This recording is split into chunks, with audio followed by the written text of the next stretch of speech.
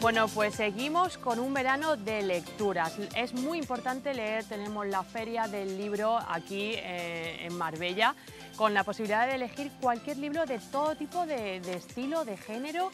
Y ya sabéis que este verano hemos dedicado la sección con Samira a destripar todos estos géneros y subgéneros. Hoy vamos a hablar del género de aventura. La aventura, esto que nos un poco que nos desplaza de nuestro día a día, de nuestra rutina y que nos teletransporta a mundos que existen, que no existen, con aventuras que, bueno, que lo que hacen es entretenernos sobre todo. Vamos a comentar con ella muchos títulos, como ya sabéis, y un poco de dónde viene este género. Bienvenida, Samira, una semana más. Hola, Paula, gracias. Bueno, novela de aventuras. Empezamos con ¿qué es la novela de aventuras? La novela de aventuras es trampa, en el sentido de que casi todas las novelas de las que hemos estado hablando contienen aventura, ¿no? Pero ¿qué es la novela de aventura per se, ¿no? Por sí misma? Es esa novela en la que hay un protagonista, principalmente uno solo, ¿no? A lo mejor se acompaña de algún ayudante, de algún pequeño grupo, lo que sea, pero en general trata de un protagonista al que se le ve como un héroe, ¿no? ¿Por qué? Porque esta persona va a tener que servirse de su capacidad física, de su intelecto, de peripecias, va a tener que superar cambios de suerte, ¿no? Para llegar a conseguir a un objetivo, ¿no? Exactamente, que es esencialmente conseguir un tesoro, algún objeto, ¿no? Algo de gran valor, o al final se lo puede quedar o no. Eso ya lo veremos en algunas obras, pero en general es eso. Y sobre todo también se sitúa en lugares que no están a nuestro alcance generalmente, ¿no? Lugares exóticos, como puede ser, se ha usado mucho Egipto, o también algunos sitios del Amazonas, o el sudeste asiático, como Singapur, también lo he visto en bastantes obras. Entonces la novela de aventuras es eso, un héroe que se va a servir de su carisma, de sus habilidades, va a superar los cambios de suerte en pos de ir a conseguir en algún lugar remoto un tesoro. Eso es esencialmente la novela de aventura. Una novela de aventura difícilmente nos lleva al aburrimiento. Totalmente. De hecho, se dice que la novela de aventura es la esencia misma de la literatura de ficción, ¿no? Por eso decimos que en muchos tipos de novela se inserta la aventura, sin duda. Por ejemplo, si nos ponemos a buscar novelas de aventura, nos va a salir El Señor de los Anillos. Y El Señor de los Anillos lo tenemos por fantasía, ¿verdad? Pero fantasía de aventura. Y tantos otros también, incluso las policíacas, algunas de este estilo, son eso esencialmente, pero contienen aventura. Digamos que al final se complementa con otros subgéneros. Una novela de aventura puede ser también policíaca, por ejemplo, ¿no? Por ejemplo, sí, como habíamos dicho. O luego vamos a hablar de otras obras, pero cabe mencionar a Edgar Allan Poe, que lo mencionamos muchísimo, pero es que ha abierto puertas muy importantes para la literatura. Y este señor, ¿no?, precursor de la novela de terror y tal, también, y de la policía, que hablábamos el otro día, pues también dio pie a los autores del siglo XIX para la novela de aventura. ¿Cuándo nace la novela de aventura? Quién sabe. Pero es verdad que nos podríamos remontar incluso a la Ilíada, ¿no?, y la Odisea de Homero, allá por el siglo VIII antes de Cristo, o algo así me parece. Pero, por lo que habíamos dicho, la novela de aventura está inserta en casi toda la literatura. Pero surge en general, ¿no?, tiene su momento del siglo XV, que es cuando la sociedad en Occidente empieza a tener más disposición para ¿no? Entonces, como tienen estas capacidades más desarrolladas, se generaliza mucho más, ya no es solamente del clérigo, ¿no?, como sería anteriormente. Entonces, en estas fechas sí que tiene un momento de inicio, que podría ser con Amadís de Gaula, que es un libro bastante cortito, que se puede adquirir en la Feria del Libro. Yo lo recomiendo mucho porque es muy corto y muy bonito. Y luego también el autor español por excelencia, ¿no?, de esta misma fecha, que será Miguel de Cervantes, con El Quijote. El Quijote no es otra cosa que novela de aventura. A Don Quijote de la Mancha, Hidalgo, Totalmente. con Sancho, pues bueno, viviendo todas esas aventuras, sí. totalmente, sí. Pero luego, es verdad que tiene un momento que es, yo creo que no se ha llegado a superar, que ha sido en el siglo XIX, ¿no? Con autores del siglo XIX como algunos de los que ya hemos hablado aquí, Julio Verne, ¿no? Con su Vuelta al mundo en 80 días. ¿Qué es eso sino una aventura? Tratar de dar la vuelta al mundo en un globo en un corto espacio de tiempo. No sé, Viaje al centro de la Tierra, 20.000 leguas de viaje submarino, cualquiera de esas. Tenemos también a Mark Twain, con las aventuras de Huckleberry Finn, de Tom Sawyer. Son súper bonitas esas obras llevadas al cine, a la música, a la televisión y a todo. Y bueno, tenemos muchos más autores, ¿no? Tenemos La isla del tesoro, sí, por sí, ejemplo. sí. Esa la extenderemos porque creo que es la representación más propia de la novela de aventuras, eso, del siglo XIX y que dura hasta el día de hoy. Robinson Crusoe también. Robinson Crusoe, sí, sí, de Daniel Dafoe, esa está muy bien. Y lo que estamos diciendo son obras no tan extensas, estas últimas de las que estamos hablando, y todas ellas disponibles en la Feria del Libro. Luego también tenemos en el siglo XX, por ejemplo, uno de los títulos que nos traes es La Pimpinela Escarlata. La Pimpinela Escarlata es muy divertido, lo recomiendo muchísimo, es de una autora, Emma de Oxy. Esta mujer muy valiente y tiene unos libros maravillosos y este súper destacable de ella, desde luego. ¿Tú te lo has leído? ¿Te has leído de estos? Yo sí. Bueno, de todos ellos, de cada autor, algo me he leído, sí. Sí, sí. Y Julio Verne, por supuestísimo. Y no estamos metiendo, pero ahora que vamos a pasar, ¿no? a extendernos un poquito más en esas obras. En La isla del tesoro, ¿no? Principalmente comentar que, lo que decíamos, Edgar Allan Poe, con el libro que ya comentamos anteriormente, Las aventuras de... Las aventuras de... No, no está ahí. Arthur Gordon Pym, ¿no? Hablábamos de ese libro y, bueno, contaba la historia de un muchacho que se sube se embarca en un barco y, bueno, ocurren ciertas cosas. Recomiendo un montón este libro. Mucha gente o le gusta o no le gusta y a otros les deja un poquito en shock, como a mí.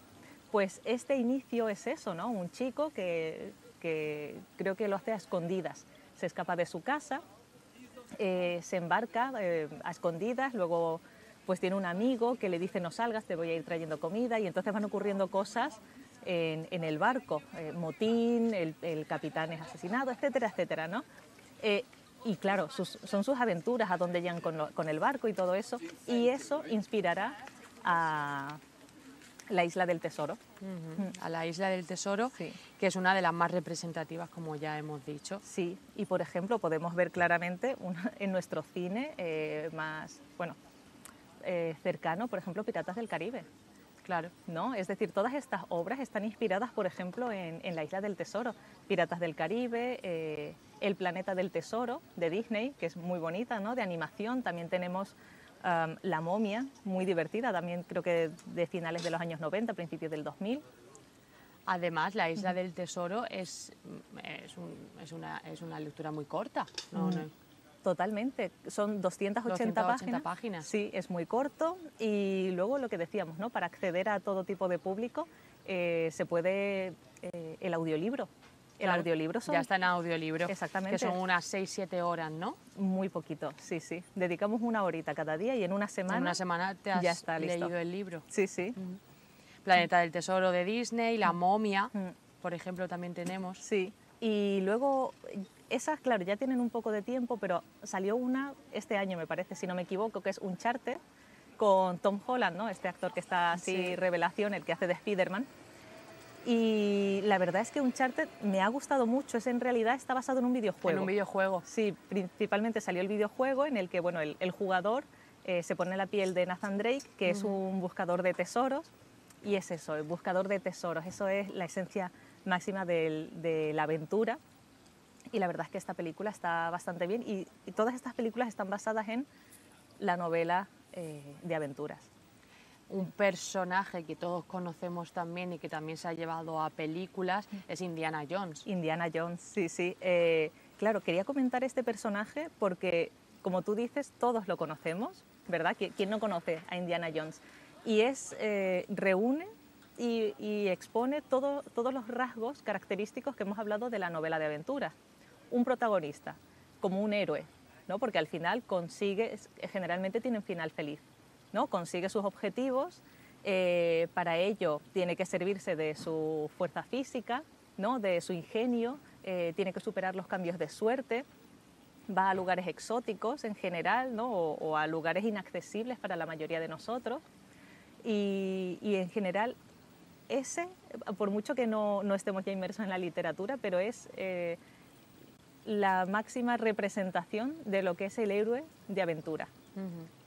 Sí. Que el héroe de aventura no necesariamente, porque normalmente lo vemos con condiciones físicas, pues capaz de hacer algo que no pueden hacer el resto, pero también nos encontramos con la aventura, por ejemplo, de un personaje normal y corriente que a lo mejor no cumple con esas, pero que hace que pasa por aventura. Por eso, como decías, que al final casi todas las novelas tienen algo de aventura. Sí, al final entra dentro del nudo de una historia, ¿no? Sí.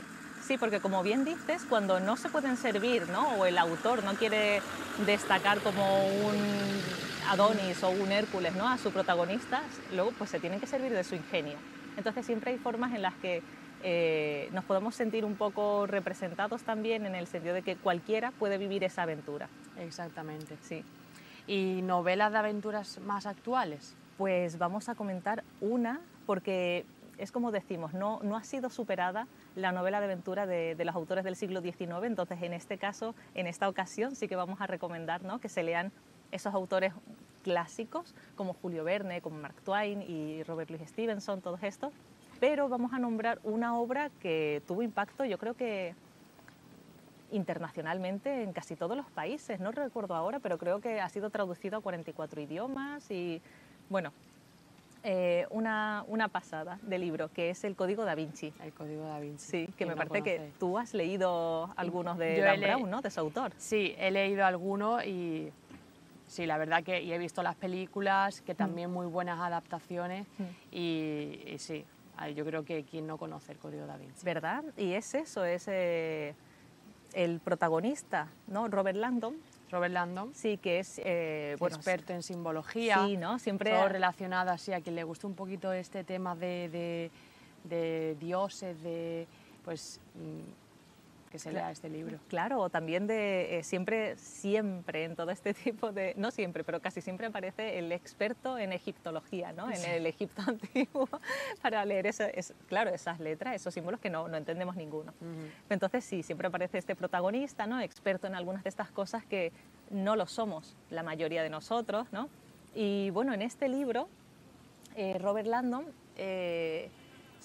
recibe una llamada en la que se le comunica que el encargado del Museo del Louvre, ¿no? En París, es asesinado en extrañas circunstancias y bueno, cerca del cadáver encuentran una nota que no consiguen descifrar de ninguna manera.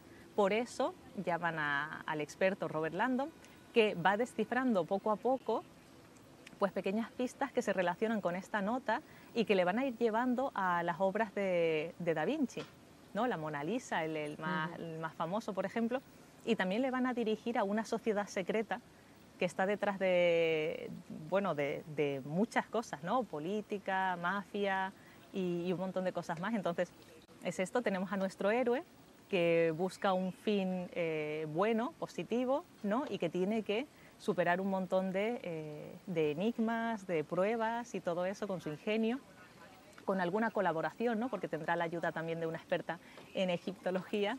Y estos libros son en ese sentido muy recomendables, nos llevan a mundos a los que no tenemos acceso para nada. No es una fantasía como ciencia ficción ni nada de eso, sino son aventuras. Sí. Aventuras que nos sacan de nuestra rutina y que son muy recomendables. Y además estas le siguen Ángeles y Demonios e Inferno, que son independientes realmente una de otras, o sea que no pasa nada, no hay que seguir un orden, pero vamos, entra todo dentro del mismo... el mismo término, el mismo contexto más o menos. Claro, de hecho coinciden, me parece, ¿no? En protagonista también, siempre será Robert Langdon, pues bueno, en diferentes... Robert Langdon en esta aventura. En diferentes papeles, sí. Samira, yo quería comentar al final también un poco de la... Siempre hablamos históricamente, bueno, la figura de el héroe, pero es verdad que ya cada vez más tenemos a más heroínas también, que dentro de un tiempo quizás salgan títulos tan importantes como los que hemos comentado, donde la protagonista sea una mujer, que ya poquito a poco entre películas infantiles, libros, novelas, donde la mujer también tiene ese papel como de heroína. Claro, lo que viene ocurriendo, ¿no?, muchas veces, y sí que se le da un peso, un reconocimiento, pero llega a ser el que merece, ¿no? Porque en la mayoría de muchas obras y en muchos cines, mucho teatro, muchas cosas y en muchos dichos incluso, ¿no? Detrás de todo gran hombre hay una gran mujer. Pero ¿por qué detrás? ¿No? Es lo que siempre decimos. Y por ejemplo, en este tipo de aventuras decíamos, Robert Langdon no llegaría a ningún sitio sin su ayudante, que es una mujer experta en egiptología. En la película de La momia está el aventurero, pero al aventurero, el actor lo hace genialmente y se mete en ese papel. Es un poquito muy hercúleo, muy Adonis, pero un poquito hueco de aquí arriba, y si no fuese por esa ayudante femenina que tiene, no llegaría a resolver ninguno de los enigmas. Entonces, ¿tiene peso el papel de la mujer? Lo tiene, pero a lo mejor no tiene ese reconocimiento. Pero el peso yo creo que sí. La mujer siempre... Yo creo que siempre ha sido... Bueno, no siempre, pero en general veo el valor que se le da, veo el reflejo del valor que se le da a la mujer, solo que es cierto que se la tiene como la acompañante del héroe, ¿no? Sí. Y queremos que sea la heroína. Una autora que siempre me gusta nombrar, que es Anne Rice, Entrevista con el vampiro, ¿no?, que será como el más famoso de sus libros. Ha escrito una barbaridad, ha escrito incluso La momia o el despertar de Ramsés o algo así. Ese está muy bien, pero también tiene Las brujas de Mayfair, tiene un montón de libros más y es cierto que el más famoso de sus protagonistas es Lestat el vampiro, pero le da un valor, una importancia y un papel muy relevante a las mujeres en sus obras. Y falleció hace muy poquito, yo me emocioné, la verdad, pero es una autora muy destacable y que siempre ha puesto también por delante el valor que tiene la mujer. De la mujer. Sí. Afortunadamente, poquito a poco vamos avanzando en este sentido. Sí. Samira, pues muchísimas gracias por venir una semana más. La semana que viene, más cositas. Mucho más. Muchas gracias. Chao. Bueno, hablando de libros, más libro, Feria del Libro, firmas. Esta vez ayer lo hizo Guillermo Cano con su libro La lentitud de las ramas.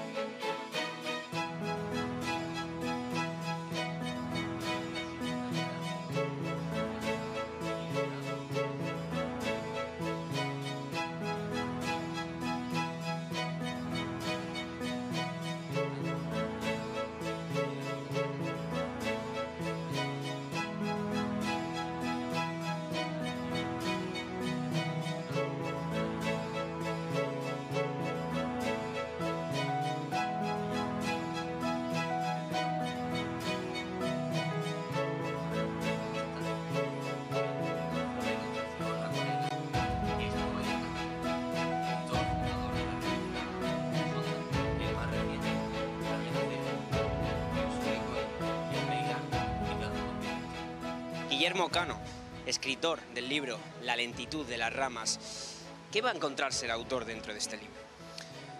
Pues es un libro que le concede bastante importancia al tiempo lento, que yo creo que es una cuestión que actualmente cada vez adquiere mayor importancia, pues por los tiempos acelerados en los que vivimos. Entonces, por un lado, tiempo lento, y de otra parte, pues un lenguaje conectado con la psicología profunda. ¿Cómo decidiste escribir este libro? Es decir, ¿en qué momento de tu vida dijiste voy a escribirlo, voy a publicarlo? Bueno, pues como suelen nacer los libros de escritura, son procesos lentos te dedicas a estas cuestiones porque a lo mejor para otra eres algo catastrófico, así que bueno, pues me forma parte de mi manera de vivir, la escritura. ¿Cuáles son tus futuros proyectos? Mis futuros proyectos, pues hay varios.